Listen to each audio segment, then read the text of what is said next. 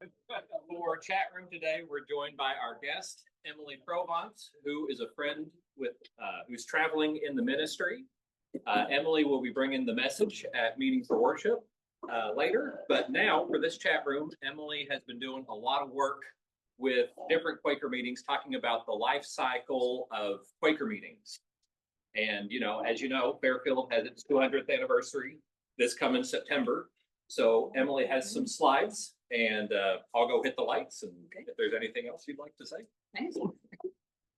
Good morning. Good morning. It's good to see you. Happy birthday. 200 years. That's exciting. So one of the things that we know from ecumenical research is that the average life cycle of a local meeting is about 100 years. This does not actually mean that you are probably immortal, but it does mean that, as the curve goes, you're on one particular end of it, which is kind of neat. And it's a good time to have a check-in and see what might be next. Jackson and others had specifically asked me to come and present some material on the life cycle of meetings. Some of you saw something similar to this at Western Yearly Meeting about a year and a half ago. The presentation itself takes maybe 15 or 20 minutes without interruptions, except you are allowed to interrupt. And then we'll see what your questions are after that, because there are actually several different directions that this conversation can go. And my hope is that we'll go in the way that feels beneficial to the friends who are gathered. Sound okay? This is just my contact info, and I am always happy to be contacted. And if it goes by too quickly this time, you can ask around for it. Phil can connect you to me, or Jackson can, or Sarah can. There are several in the meeting that I've been in contact with. Several years back, I was at the Chautauqua Institution, which is kind of like a summer camp with grown-ups with really good ice cream and a lot of lectures. And it's in Western New York. And I was sitting on the porch with a minister from the United Church of Christ. And we were talking about congregational health and, the dorky kinds of things that people talk about when they're with other church dorks. And he said that he has spent a lot of time working with congregations that are closing.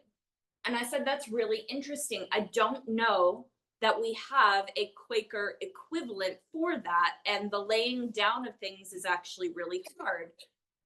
And so I asked if we could have some follow-up conversations. And around the same time, I also posted on Facebook, I said, I'm talking to this guy with this particular expertise. Who do I know who's interested in this conversation? And the responses I got, it was like a barrage of people saying, I really want to know more about this. But then also, as we kept going, we discovered there's definitely interest in endings. There's also interest in aging and what that looks like and what the different parts of the life cycle look like for friends. So I spent about 2 years meeting with around 15 Quakers from a bunch of different parts of the world, having regular conversations and doing research. And then we had an online consultation and conversation series, and people got in on this from all over the place. In the end, we ended up with registrations for the conversation series that happened in 2023 from 10% of the local meetings and churches in the United States. So this is a conversation that a lot of people are having. This is basically what the life cycle of a local meeting or church might look like. I want to say a few things. Oh, it got reformatted when I sent it to Lee. Becoming obviously is meant to all be one word. So it happens. I went through the whole thing and edited that out and saved it. I don't know why it came back. Saved itself? See, I was talking to a bunch of Pentecostals the other night, and there was a real question about whether you could be unsaved. Like once you were saved, was it possible to go backwards? It like that lasted 20 minutes. So that aside, I do want you to notice a couple of things about this. One is that just like human beings, what a congregation goes through in the life cycle is not going to look exactly like that, because everybody is different. So we bounce forward, we go back, we have moments when we end up in a loop for a while and we're going through 2 or 3 different stages over and over. This is just accurate enough to give us a useful thing to have a vocabulary to talk about. It is obviously an oversimplification. A couple other good things to notice about this. One is that the different stages that we go through in the diagram are deliberately overlapping, because it's not like we go to sleep in the maturing phase and wake up the next day in the stability phase. We don't have that kind of clarity. And the one other thing that's good to notice is that the last circle is intentionally a little bit higher than the first one. And the reason why I did that is because when we are looking at the life cycle of a meeting or a church, at the point that it goes all the way to the end and it lays itself down, the world does not go back to the way it was before that group of people were there. That group of people has left some kind of energy behind that is good in the world. And we want to acknowledge that the life mattered of that group. I'm going to go ahead and talk through the different phases in just a minute, but before I do, is there anybody who has a reflection or a question right away? I'm going to name them. If your question is, can you read them out loud because I can't see, I will do that in a minute. Yeah. Different for any other denomination? Is it different for different denominations? The answer is, as far as we can tell, not noticeably so. Most of the ecumenical conversation, well, I just implied it with the word. Most of the multi-denominational questions that are being asked around this and the conversations have been restricted to Christianity. I'm most specifically looking at North American groups, although the conversations are also happening in Europe and in the West Pacific. So I can't really give you data about mosques because I just don't know. I haven't had those conversations. But within Christian churches, it's roughly the same for most of us. Yeah. I also belong to a Lutheran church. Yeah. And several years ago, we went through something similar like that in the same chart. Yeah. Maybe different names, but you know, Yeah. it's the same thing. So, Yeah. And the thing is, the reason this makes so much sense to me is that I know from experience, from being with churches and meetings, that the body as a whole, like the group, it is a living thing. It has a life of its own. It has things that it does in the world. It has a force. It has the guidance of the holy. It has all of that. And living things do change over time and they do eventually die. Some groups last for a lot longer than 100 years, obviously. But the point that my friend from the UCC made at one point was, he said, are any of the New Testament churches still going? And the answer is no. We don't have any of those original New Testament churches that are still in practice today, not the same local congregation. So eventually they do end. And that's just part of what it is. Yeah. What's the next to the last circle say? I can't see it. It says infirmity, and we're going to go through them right now. Okay. So let's talk birth. This is that part where we are starting this meeting or church in this time and place because that is what we are led to do. And there is a feeling of excitement about this. This is something where the future is full of possibilities. We have no idea what is going to happen, but that feels mostly exciting rather than scary because we are just getting started. And then we get to a point of infancy. So this is where we are learning, we are growing, we are figuring things out. Every week is a new discovery. It is so easy to try new things when our meeting is at this point because we don't have a normal way of doing things. If there is no normal, we are going to be experimenting. And then if something doesn't work, we try it differently next week. We're very comfortable with that. A lot of times in this stage, this group is not even a legal entity yet. So within Quakerism, this might actually be a worship group or a preparative meeting that's under the care of another group. So we are at the very, very beginning. Thank you for following me, Lee. I was not standing in my assigned box. You're fine. And then we get to this becoming phase. This is where we probably do have our own building, and we probably do have a separate legal status.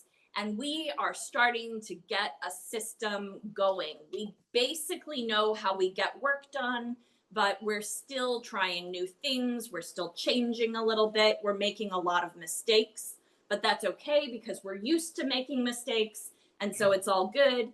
We're having a bunch of newcomers come in. We're trying new ministries. Participants are coming from all of the life stages. Everybody from the very youngest to the very oldest is showing up. And the meeting feels exciting.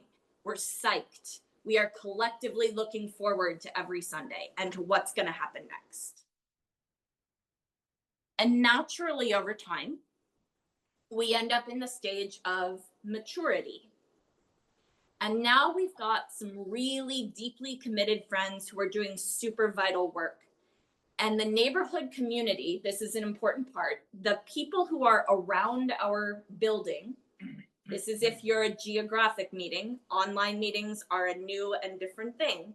But if you're a geographically located meeting, the neighborhood around us knows who we are.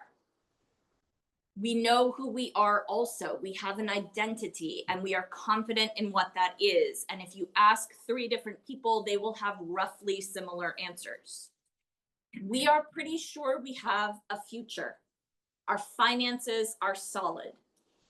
And at this point, the average age of friends might have gone up like a little bit, but not a lot. It's just a little. We're getting a little bit older collectively. If a meeting is going to change, if it's going to do some kind of massive outreach effort, if it's going to attempt to grow exponentially, this is actually the best phase for that meeting to do that. And the reason for that has to do with kind of a sociological principle where if the meeting is at this level of energy and we change and we try something new, that means we're starting from the high level of energy with the new thing. And so it's like we're starting the curve again this way. But instead of starting down here, we're starting up here and we already have momentum in that direction. If we wait until later, we can still try new stuff. There's not a rule that says we can't if we're later in our life cycle, but it becomes harder because we have a different kind of momentum at that point. And we're very accustomed to same, and that's the people that we're used to being. So it gets to be trickier to try new things. At some point, the meeting hits a stage of stability. And we're really good at the status quo. Like, we are so good at it. We are really good at the status quo. And good things are happening here. The number of families might be declining. We may have fewer young people than we used to. But at the same time, the number of older adults might be going up. So there might not even be a big numerical change. It's just a change of like average age. Most of the time, if we're in this stability phase, we're not trying new things. And we don't really feel that feeling of excitement that was present when we were brand new. Either we don't remember it because we ourselves were not there, because it might have been several generations by now, or else like we were there, but we really don't remember that feeling anymore. Something like that. Eventually we move into the stage of aging. And this is where we start having fewer people attending regularly. And it starts to get a little bit tricky keeping our ministries and our programming going. The finances might be shrinking. Nostalgia becomes a feeling that we experience a lot. And sometimes in this phase, we're having more conflict than we used to. So one thing about the finances piece right here, it says the finances are shrinking. Well, maybe. It depends what the history of the meeting is. Because when we're looking at where we are in the life cycle, there's really two different words that we're looking at. And one of those words is vitality, and the other word is viability. Vitality means, do we feel the presence of God here? Is there spiritual energy in the meeting? Is this meeting alive? Viability means, do we have resources? Do we have the necessary money? Do we have the necessary people power? Do we have the necessary physical facilities? Those kinds of questions. There are sometimes meetings that are vital, but they're not viable. And there are sometimes meetings that are viable and they are no longer vital. That does happen. A couple of more, and then I'm going to stop and just ask what questions and comments you have. Meetings will eventually get to this stage of infirmity. So we're tired. And we've started resigning from our committee assignments and so forth. And often we're doing this without very much heads up, without much notice ahead of time. So it feels like everything's kind of all falling apart at the same time. A lot of the positions are going unfilled. The finances are getting shaky. A lot of us are quite elderly, and there isn't really any ability to do ministry in the neighborhood anymore. It takes everything we have to keep ourselves going. So there's not going to be that outreach piece at this point. And then eventually, we find ourselves in a phase that we can call death. And this is where Quakers function differently from some other denominations, because most denominations in the United States, before the group got to this phase, somebody would come in from the outside and they would say, it's time to be done.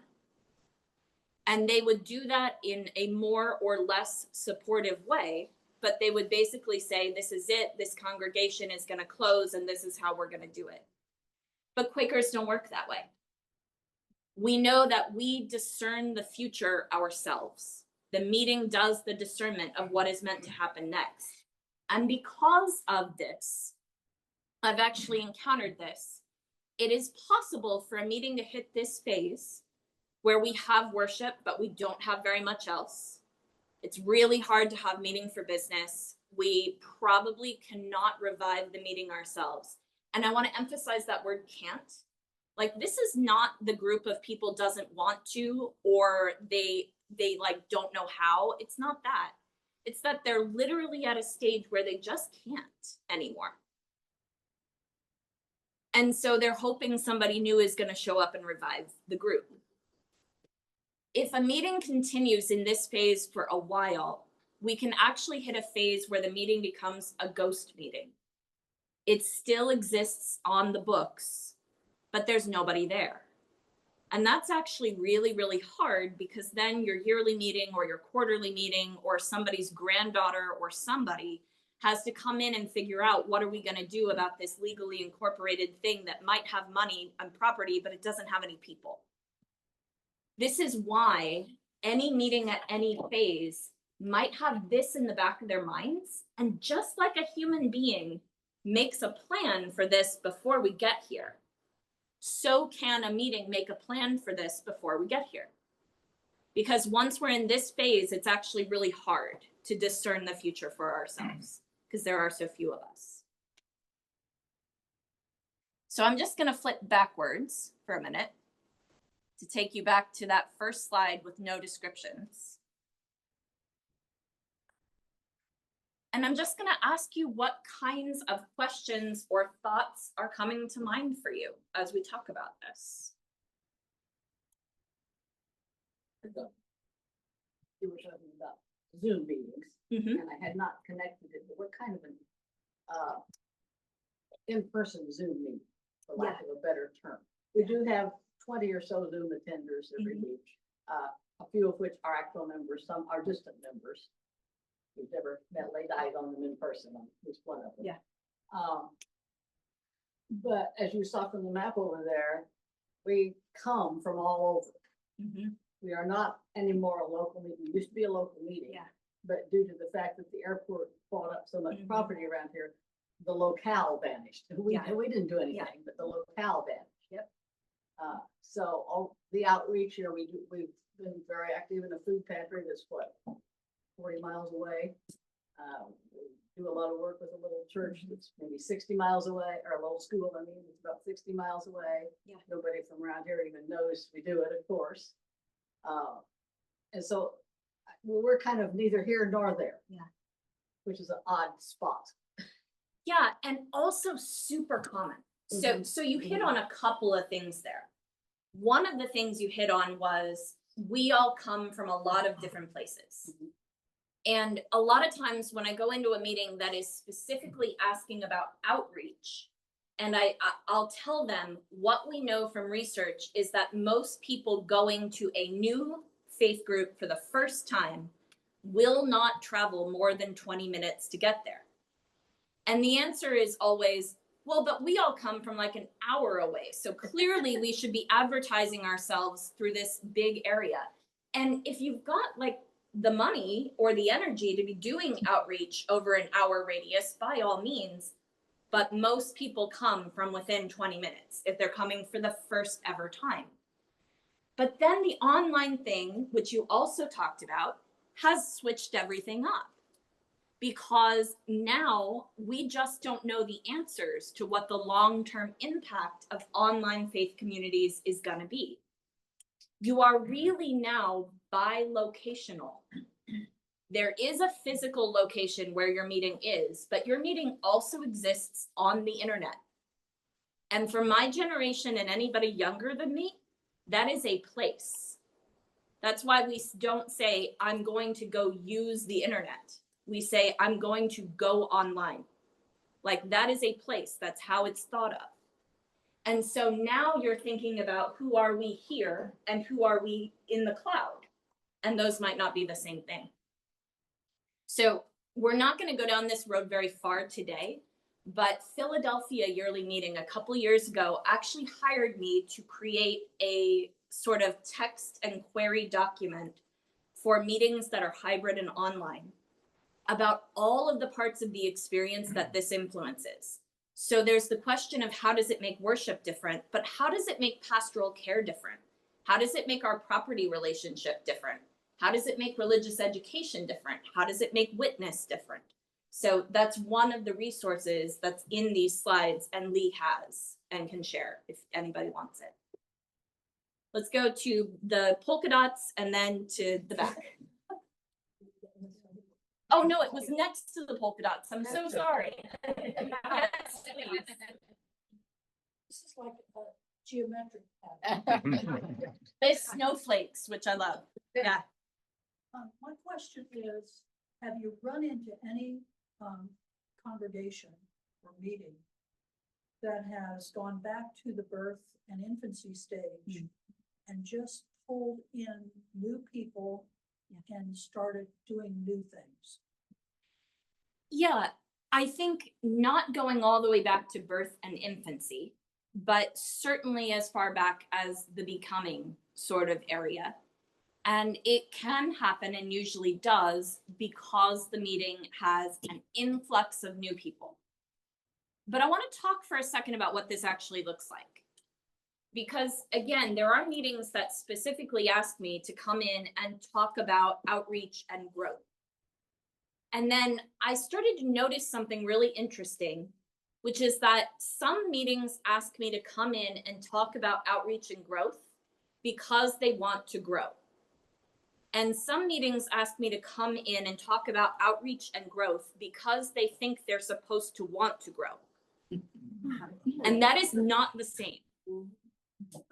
So I do not know you, but I do want to affirm that this is a conversation to have because growth implies change. So is this meeting led to change? How would it feel if worship started happening differently than it does now? How would it feel if you had a very different pattern of how pastoral care happens? or if there were people wanting to start some kind of brand new neighborhood ministry. Would that feel good, or would that feel like this is not who we are called to be? I do not believe either of those things is wrong, but they are two different scenarios.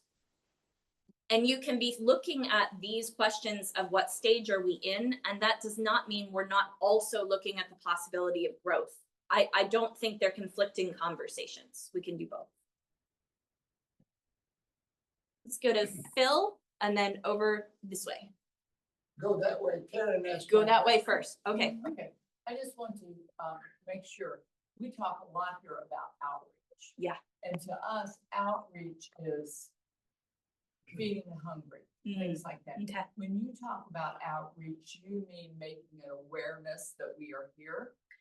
I think the answer to your question is yes. So let's talk about what I mean when I say that word. And I love that. So what I call feeding the hungry and so forth, if I were giving that a word, I would give it service or neighborhood ministry, which actually is one of many parts of what I mean by outreach. So I think we feed the hungry because it's the right thing to do. We don't feed the hungry because we want more people to show up at our meeting. And sometimes a result of feeding the hungry is that more people show up at our meeting. So both of those things are true. But when I talk about outreach, I like to look at it from the perspective of the seeker. And if I'm looking at this question from the perspective of a seeker, some people would call this evangelism, and it's the same concept. If I'm going from the perspective of the seeker, the first thing I have to do is find out that Quakers exist.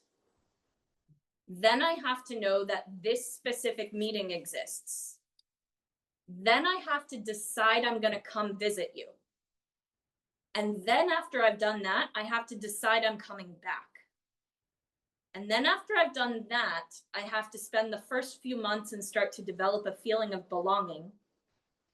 And then eventually I need to be a full part of the community who is giving and receiving spiritual nurture.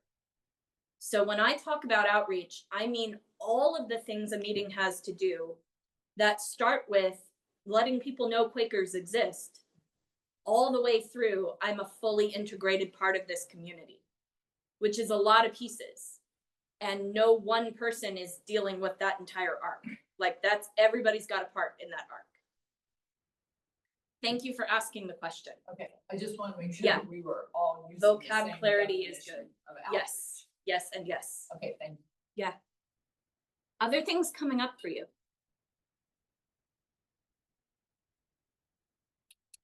Has there ever been a case, and I don't know if this is permissible in the Quaker, I'm still learning, but has there ever been a case where a meeting got down to low people, 5 or 10 people, and they said, okay, it makes no financial sense to keep this brick and mortar going up, and we're tight.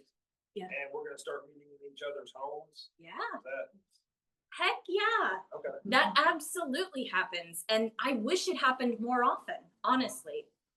So there's this really old Quaker story. I don't know exactly where this story comes from, but I've heard it from a variety of different people, that there was a Quaker meeting. This was an unprogrammed Quaker meeting. There was a Quaker meeting and it met every Sunday, and the group got kind of smaller and smaller. And then eventually it was just one family, and the old guy had a dog. And then the family left, and then it was just the old guy and the dog. And then the old guy died. And the dog kept showing up every Sunday at the building. And one day, some random person was coming by and saw this dog sitting outside the door of this old building that they didn't know what it was. And the guy was like, well, if the dog wants in badly enough, I'll figure out a way to do it. And so the guy figures out how to open the door because, you know, the dog doesn't have thumbs.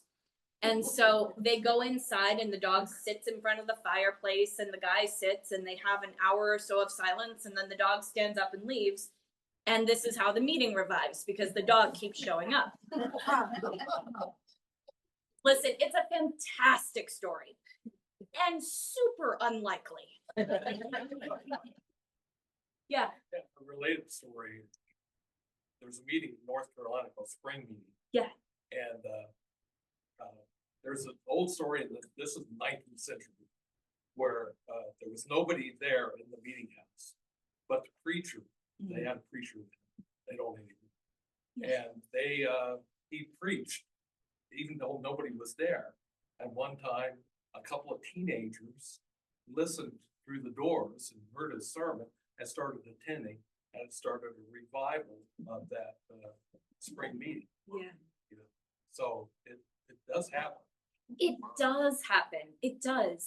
And I want to talk about why I think we don't count on it or shouldn't count on it. And then I want to tell another story about something great like that. I see you. So here's the thing. When I'm talking about this life cycle piece of it, this is not about being able to say, okay, we are an aging meeting, we should just accept it and like, let's give up and that's the end. That's not the conversation this is. That's not what I hope this is about. But I do think that there is something really important about having a basic idea what stage we're in. And here is why.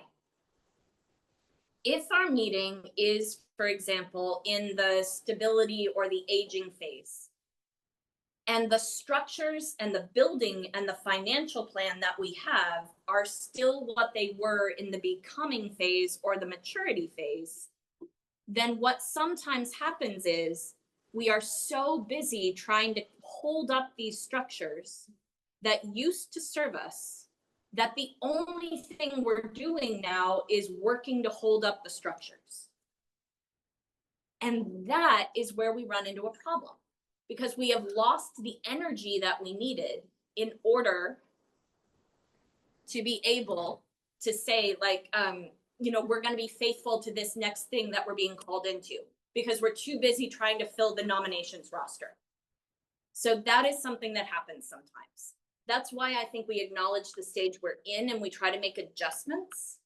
And the reason for that is because God is still present. God can do amazing things through a meeting in any of these phases, but only if we're able to be faithful to what we're hearing. So that's why we adjust as we move from phase to phase.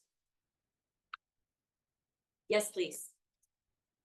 When we did this at the Lutheran Church, one of the things that the presenter was saying that this is kind of a life cycle thing, but it's not an inevitable up and down. I mean, if it goes to maturity, stability, aging, there could be kind of a revival that loops back to becoming something else. Yeah. Even when it gets down to, towards the infirmity and death, you have to loop further down and transform more. And this happened with Irvington Friends. Irvington Friends ended up being the kind of permanent supply pass event for the last part of the old meeting. And they shared the building with the Glacier Amigos. And eventually it transformed completely from what it had been into Glacier Amigos. They just took over internally. Yeah. And it didn't die. It was reborn. Yeah. Yeah. Amazing things happen. The piece of this that I always want to try to hold as we're having this conversation is that there is nothing God cannot do. And sometimes there are spectacular things of like rebirth and regrowth and amazingness that are observable in the way that you're talking about. Like there was this teeny tiny meeting and then a different group ended up taking over and it into something gorgeous. And there are meetings in which that does not happen. Yeah. And there are meetings that eventually reach the point of saying it is time for us to close. That meeting has not failed. I'm going to say that again because I think it's important. That meeting has not failed. They have been faithful to who they are now. And the rebirth is still going to happen. It's just not going to happen in that meeting. What ends up getting released from energy there will be a resurrection somewhere else. We just may not ever hear the end of the story. One more, and then I might show you another piece. Yeah. I don't want the Jones family to take over Especially But- Luther. Well, one of the transforming experiences when I had, when I was going to seminary, the first church I was at was a negative experience for me, and in fact, I wanted to leave ministry. But then, the final year of seminary, a chemistry professor at Earlham College asked me if I wanted to be a pastor of a meeting that was going to close. Yeah. Centerville meeting. And I did. I don't put it on my resume that I closed the church, doesn't. But it was a wonderful experience because they had made an Yeah. intentional decision that it was time to close. Yeah. And my job was just to help preach a sermon and help them transition to other Yeah. meetings or whatever. But it kind of revived my ministry. Yeah. You know, because they were wonderful. They were wonderful people, very wise, and intentionally decided to shut the meeting. There's an ecumenical group called the Good Friday Collaborative that works on this specific issue and was started by several pastors, all relatively young women who had all been through the experience that you're talking about. And for some of them, it was a really good experience. And for some of them, it was a really bad experience. And all of them said, like, more groups of people need actual guidance for, like, how do we do this faithfully? So I want to show you a piece.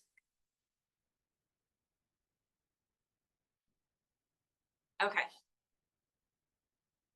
People operate differently and people do discernment differently. Some of you will find the list of questions that I'm showing right now extremely useful. And for some of you, they will feel like more trouble than they are worth. Because some of us are people for whom we know the status of things based on an interior feeling. There is an emotional recognition of the vitality of a place. And we don't need these questions. Others of us, like me, are brain people, and we find questions actually really helpful in sensing things. So I'm saying that to say, if the questions feel supportive, use them. And if they don't, you have my full permission to ignore them. But these are questions that some people have found helpful in asking, where are we on the life cycle right now? How sure do we feel about the purpose of our meeting? If we're pretty sure about the purpose, then we're probably closer to the beginning. If that's a hard question to answer, maybe closer to the end. Do we have neighborhood ministries? Are we doing work outside of the meeting house walls? If the answer is yes, probably closer to the beginning. If the answer is no, probably closer to the end. Have we been covering our routine expenses by paying down our savings or our endowment? If the answer is yes, we have, we might be closer to the end. If the answer is no, we haven't, we might be closer to the beginning. Do we feel enthusiastic and passionate about our meeting? And those two words are important. Not do I like my meeting, not are people nice, not am I fond of it. Do I feel enthusiastic and passionate? If the answer is yes, probably closer to the beginning. If the answer is no, maybe closer to the end. Do we have a hard time figuring out who's going to do the work? If that's a consistent problem, we might be closer to the end. Are more friends attending worship now than 5 or 10 years ago? This is an interesting one because the size of the group is actually irrelevant. Whether you are large or small makes no difference to where you might be in the life cycle. The question is about the change in size. So do we have more friends showing up on Sunday, physically in the building or online, not on the membership roll, than we did 5 or 10 years ago? If we do, probably closer to the beginning. If we don't, maybe closer to the end. What's the average age of friends who actually show up to meeting? If it's like 75, 80, 85, then we might be closer to the end. Incidentally, I want to name that meetings are not close to the end of their life cycles because the friends in them are older. That is not how this works. It's not causation, it's correlation. It tends to be the case that you are an older group of friends when you're closer to the end of the life cycle. It's not the age of friends that's causing that. And then how's religious education going? Do we have religious education for different age groups? If we do, we might be closer to the beginning. If we don't, we might be closer to the end. So it's not an exact science because this is not a test, it's a discernment process. These are some of the indications that might be helpful. And again, if we are saying we are kind of closer to the end of the life cycle, that does not mean that we're necessarily starting a laying down conversation. In fact, if that's the first conversation a meeting has, it has waited much too long to think about these things. Instead, it's a question of, are there things we need to change about our committee structure? Is it possible that we should be a different type of meeting than we are now?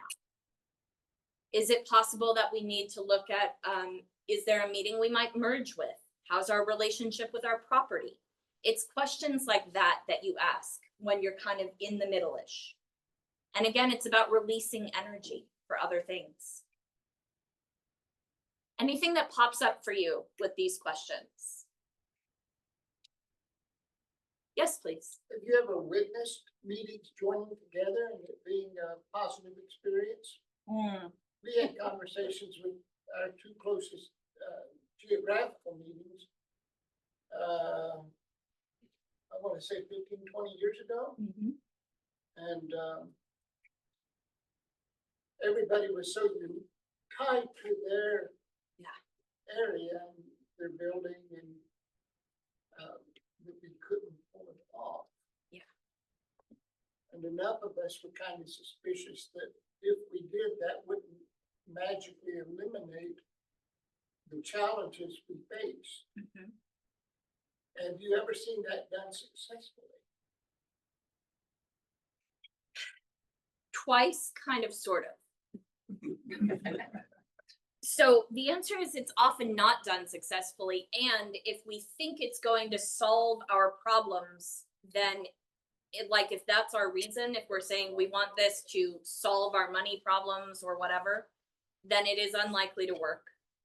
And if we start from the premise of saying we don't need to change, then it is very unlikely to work because every group involved is going to have to change. What ecumenical research tells us is that actually a good idea, if you're even thinking about a merger, is before you start doing any of the formal meetings or paperwork or anything, you need to date for a while.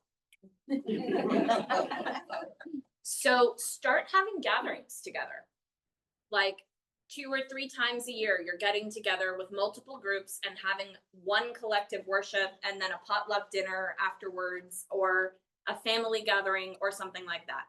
And it's literally a matter of we're just going to be dating. And then if the meetings eventually do merge, a merger between 2 groups to become like one single meeting is not the only available model. So something that's happening a lot in Britain is groups that are not merging their worship, but they're merging their legal structures. They just reformed Quakers in Wales so that there is one group of trustees for every meeting in the country of Wales. They have a lot of meetings in the middle of cow pastures in Wales, like a lot. They're all teeny tiny. And so keeping the trustee thing going was too hard. They are now a single nonprofit organization with a single group of trustees. London Friends are trying to do the same thing. Friends in York are trying to do the same thing. Quakers in Scotland are doing the same thing. So that's a model we can be looking at. Can we combine our legal status? Can we think about combining our business meetings and still having separate worship? What if we were preparative meetings again?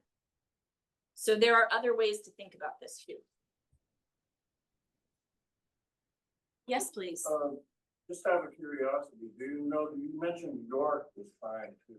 Yeah. Will they be drawing in Derby, do you think? You know what? I do not know their regional meeting structure well enough to answer that. Okay, thank you. If for some reason that is of particular interest, I could introduce you to somebody who would know, but I don't know offhand. Yeah. So you mentioned that possibly changing committee structures might be a Yes. tool. Do you have Yes. an example of maybe what that might look like? Many. That is actually an entire workshop of its own. Okay. And I want to tell you now before I go any further that the question of committee structures, of assessing building relationships, of restructuring a meeting, which is different from committee structures, all of this is on my website, and there are videos from a conversation series that goes into each of these pieces. So this information is available. What is your website? QuakerEmily.wordpress.com. And there are several people in the room who have it. I'll even show it to you again at the end. We did that at Irvington. When I started Irvington in 1991, there were 13 people in 12 committees. So we killed all the committees. Yeah. And formed one committee and put everyone in that committee in charge of a certain area in the meeting with the authority to begin any function Deal with it. Yeah. or ad hoc, form an ad hoc committee to do something. And that was the pattern, and that served us well up to 100 people. Yep. Yeah. Yeah. So there are a lot of different ways to do this. I'm going to quickly touch on some of the tools in the toolbox, but we're going to rush through it and then close pretty soon. You can be looking at becoming a committee of the whole, which is another way of phrasing what I think Phil was talking about. There is a question to do with what is the role of a committee as opposed to a committee as opposed to a working group, as opposed to a task group, as opposed to a volunteer role. I know this sounds like technical doublespeak, but really committees are the least flexible way of getting anything done. Yes. And for some purposes, that's exactly what we need. If you have a task that has to be done every month, and it has to be done exactly the same way, and how it gets done is unlikely to change in the next 100 years, that's what a committee is for.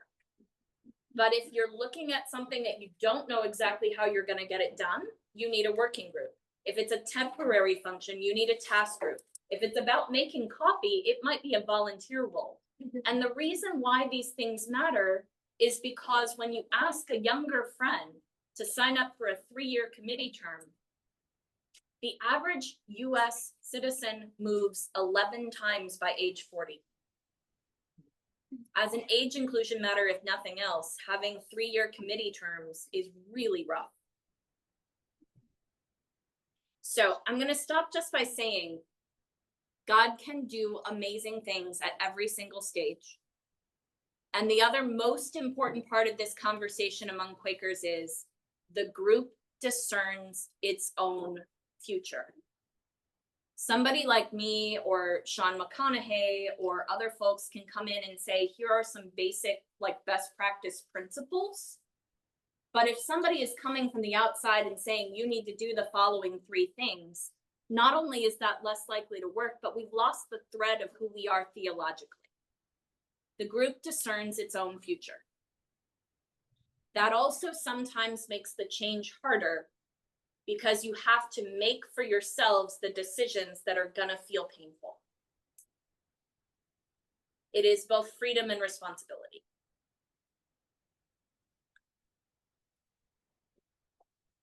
Additional resources. I'll go through it quickly, and again, we'll find out the best way to make sure you have these, because these are all hyperlinks. Requires constant monitoring. I had a book that came out in April of this year that digs into everything we've talked about and a lot of other details as well.